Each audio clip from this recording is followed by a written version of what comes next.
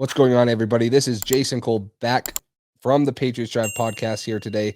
The 2022 Reese's Senior Bowl just happened. The Patriots have a rich history of drafting and signing undrafted players from the Senior Bowl. So we're going to talk about 5 potential Senior Bowl standouts that could be Patriots soon. But Cole, you have a good list of who the Patriots have drafted from the Senior Bowl the last couple of years. Who are some of those guys? Yeah, I mean the Patriots love drafting Senior Bowl guys. That's something that we definitely know. They average like four per draft since like 2013. That's one of the stats, and a couple notable guys. Obviously, Mac Jones last year, along with guys like Ramondre Stevenson, Kyle Duggar, Jake Bailey, Juwan Bentley, Isaiah Wynn, Trey Flowers, Jimmy G, Jamie Collins. There's a lot of guys that the Patriots like to target from the Senior Bowl. So there's a lot of talented guys from this Senior Bowl class, and there's a lot of good prospects. But we're gonna narrow it down to our top 5, and I'll throw it to you, Jace. Who do you have as your first standout Senior Bowl prospect that you think would be a good fit for the Patriots this year? Yeah, the first guy for me goes on the defense side of the balls, position that I think we need to get younger, faster, more physical at. We saw a little bit of age tie-in at the end of the year, and that's going to be linebacker Darian Beavers out of the University of Cincinnati. He was great size, about 6'4". He had an 81-inch wingspan at the Senior Bowl, the longest for any linebacker. He's going to be a big thumper. He's right at 242 pounds. The thing I liked about him that I saw from the Senior Bowl, he arguably guarded Trey McBride, right there. He was on him like a glove. Trey McBride might be one of the best tight ends coming out of the draft class this year out of Colorado State. I think that was one of my questions about him was how well is he going to move? Is he going to just come in and kind of be an old school linebacker like we've seen Bill take? But he's not only a big physical run stopping defensive linebacker. He's shown flashes at least in the draft process this year of being able to guard tight ends in space, still being physical. I think that he can come in. Maybe if Juwan Bentley leaves, we don't re-sign him. He can come in, be a replacement there, and be a big thumper in the middle that can still have some versatility on the outside. He has long arms, like I mentioned, with the 81-inch wingspan. That's going to be able to get him, off of blocks. He's going to be able to press offensive linemen, not let him get into him and hold him and grab him too much. And he's also had some success coming off of the edge rush, pass rushing in the Senior Bowl. Also, he was very, very impressive there. Explosive, both inside, outside, finesse, and power moves. He's a guy that I could see Bill taking, possibly second round, third round guy, unless they had addressed the linebacker in the first round. And maybe with, Beavers and the guy that you're going to mention next, maybe we don't need a first round linebacker because I see some good value in the second round with these guys that performed on Senior Day or at the Senior Bowl. I think the Patriots will probably agree with that. Some of the linebackers early in the draft, like we touched on, are some smaller guys that maybe don't fit the Patriots mold as much. I think Beavers is a good guy that, even if, say, Hightower leaves, the Patriots love linebackers that can rush the passer and cover in man coverage. They like to play a lot of man coverage when they have the corners to do it. That's kind of the scheme that the Patriots have had throughout the past 10 years. And this is a guy who can rush the passer, and I think that's important to the Patriots. So I think he'd be a great option. And sticking with that linebacker group, another guy that I think is certainly an intriguing prospect and one that the Patriots really could have their eye on is Chad Muma from Wyoming. He was a guy who really flashed at the Senior Bowl. One thing that was a knock on him was his speed. Some guys were concerned about that. He's got good size, 6'3", 242. He's listed that on PFF.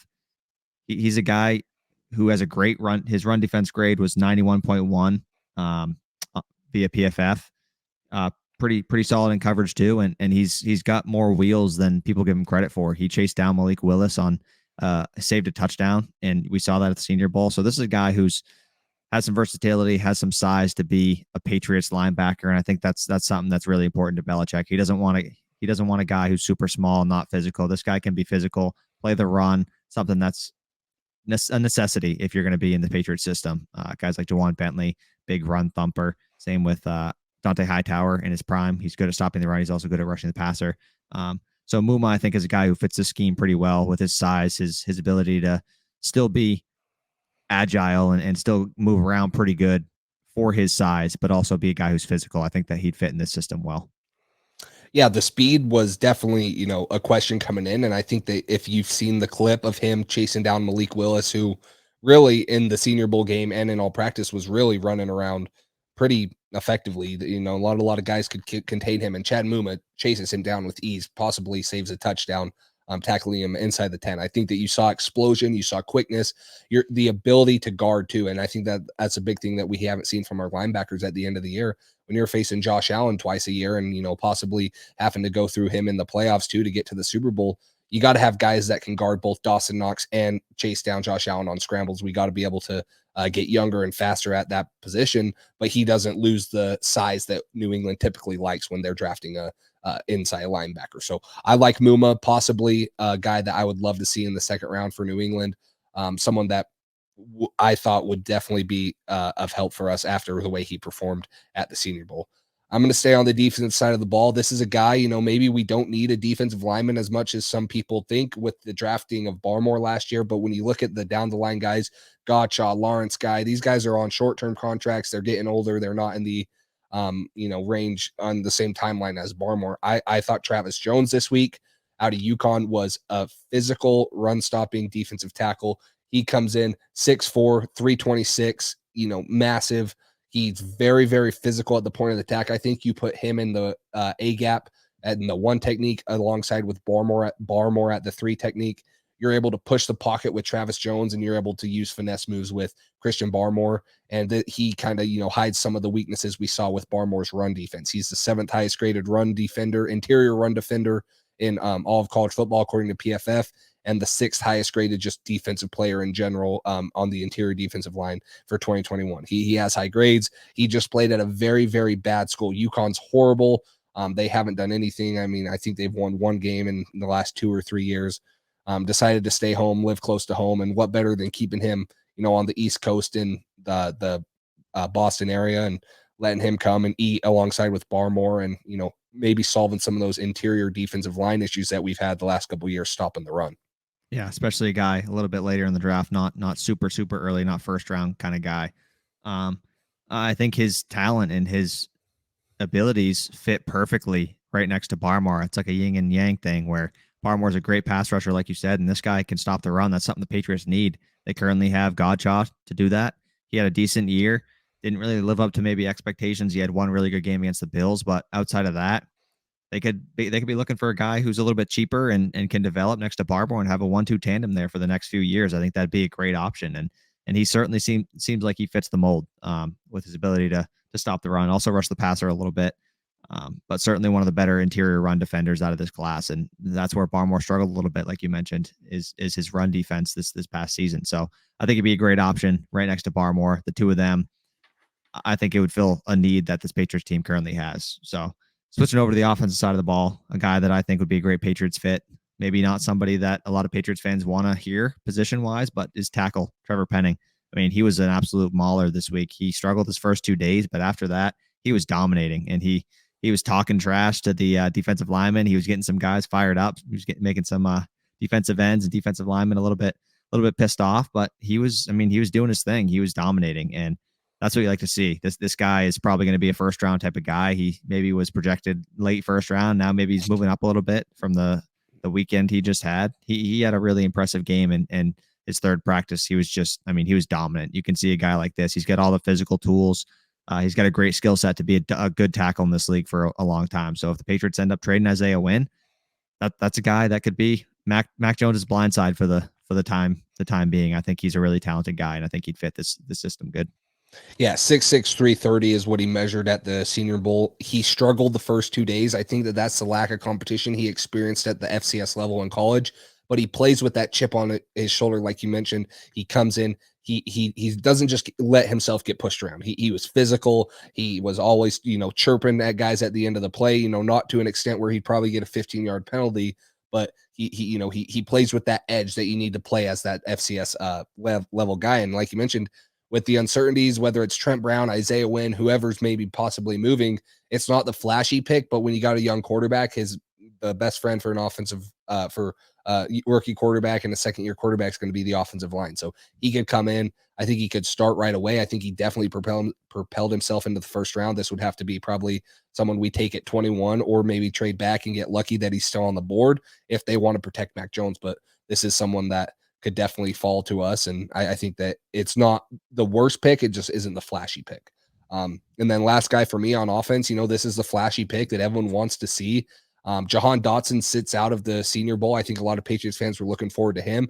This guy stepped up and, possibly made a lot of money today, this weekend. I mean, Christian Watson, North Dakota State's wide receiver, probably a guy you haven't heard of too much. Another guy at the FCS level. He comes in 6'4", 200 pounds. He runs very fast. I expect him to run a sub 4.4 40. He catches the ball well, strong hands. He doesn't lack the ability to create separation. He doesn't create it a ton. I'm not talking like a N'Keal Harry type of receiver where he just can't create separation. He's very good at the top of his routes. He can outrun guys, strong hands, big frame. He goes up, catches the 50-50 ball. North Dakota State just happened to be so good at the FCS level. They ran it 35, 40 times a game. He doesn't quite have the numbers, but he's a two-time All-American. He's a first-team All-American at the kick return position and at a receiver position. He was a finalist for the Walter Payton Award at the FCS level, which is the Heisman Trophy for the FCS.